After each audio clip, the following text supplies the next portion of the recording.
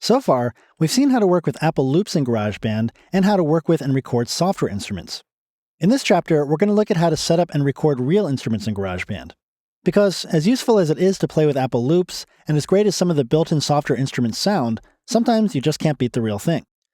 I'm going to start by opening up an empty project. Now, when you want to record things like your electric guitar, or a trumpet, or a violin, or your own voice, you have to choose one of the audio track options here.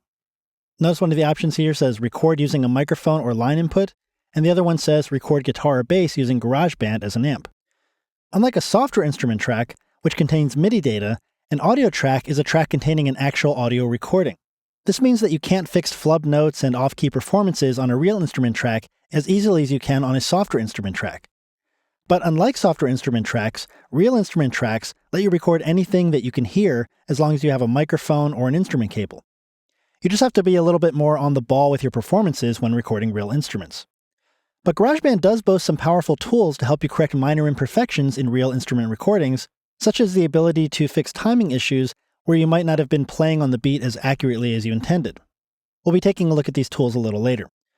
Now, when it comes to choosing one of these two audio track options, you'll only select the guitar option if you intend to record an electric guitar or bass through GarageBand's built-in guitar amps instead of miking a real guitar amp. It actually really doesn't matter. You can change the track's properties after selecting them here, meaning if I do choose the mic option, I can still change it to an electric guitar track at any time. This guitar option just gives you a shortcut to creating a guitar-specific track. I'll just double-click the mic option for now, and that adds that track. And you can see the meter moving now because right now it's taking input from the microphone I'm using to record this movie. I'll just mute that so it's not so distracting. So the audio track option just gives you a place to record straight live audio with no processing.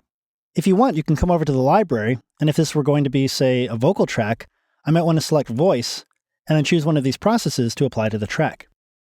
If I were recording guitar and I didn't choose the guitar option earlier, I can just select electric guitar and bass and choose my amp sounds from here as well. But whether you're recording vocals, guitars, saxophones, or drums, the first thing you have to figure out is how you're going to get your sounds into GarageBand. Now, some older Macs have built-in audio input jacks for plugging in mini jack-style 1/8-inch audio cables. The label on the Mac input looks like two triangles pointing towards each other on top of a small circle. Now, in the past, you could get some adapters so you could plug a standard microphone or guitar cable into your Mac through this port. But most of the newer Mac models these days no longer have an audio input jack. Which really isn't that big a loss because the sound quality through that input wasn't the greatest. If you're going to be recording live audio into your Mac, you really need to get an external audio input device. Audio input device is a general term for any external device that connects to your Mac via USB, FireWire, Thunderbolt, and so on, into which you can connect various audio devices such as guitar cables, microphones, or MIDI cables. The sounds are run through the audio input device and into your audio recording software, in this case GarageBand. Now, there's an entire world of audio devices available out there. Which one you get really depends on what you think you'll need. If you're going to be recording primarily guitar, bass, or other instruments that use a standard 1/4-inch cable, you can get something like the Jam from Apogee or the iRig HD from IK Multimedia. These are simple, great-sounding digital devices into which you can plug your guitar on one end, and into the other end, you plug in the included USB cable, which you then run to your Mac. As a side note, both of these devices also come with a cable to connect them to an iOS device like an iPad as well. So if you like to make music on your iPad too, both of these devices give you that option. But these devices do limit you to just 1/4-inch instrument cable inputs. Most microphones, on the other hand, use standard XLR-style cables, which can't be plugged into either the Jam or the iRig. So if you're going to be recording microphones, you'll want to look into an audio input device that can accept XLR connectors as well as 1/4-inch connectors. A couple of examples would be products like the Focusrite Scarlett 2i4, the M-Audio M-Track Plus, and the PreSonus AudioBox USB, each of which allow for two simultaneous inputs. You can see the Focusrite and the PreSonus have combination XLR and 1/4-inch ports, meaning you can plug in either type into a single jack, while the M-Audio has separate ports for the two connector types. We'll see a little later that you can perform simultaneous multi-track recording in GarageBand, meaning you can record multiple instruments or microphones to individual tracks at the same time, but in order to do so, you'll need an audio input device that can accept multiple inputs at once. So that's another factor to consider. You want to think about how many tracks you might want to record at one time. If you need more than two inputs, you can look at other devices by these same companies and many other companies out there. Apogee puts out a high-end professional-level input device called the Quartet that can accept 4 inputs. And you can find devices like the PreSonus AudioBox 1818 that gives you all the way up to 18 simultaneous inputs. But the point is, you need to consider what it is you're going to be recording and factor that into your hardware decision.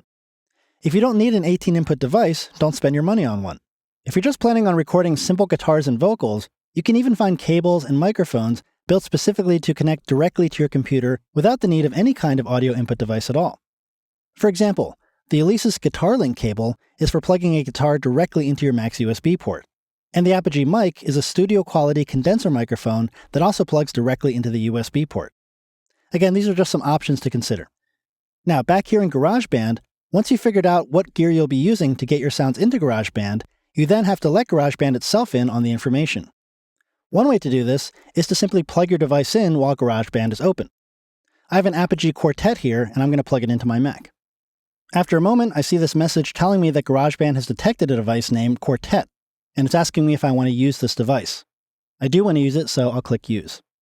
That automatically sets up the device as my input device without me having to do anything else.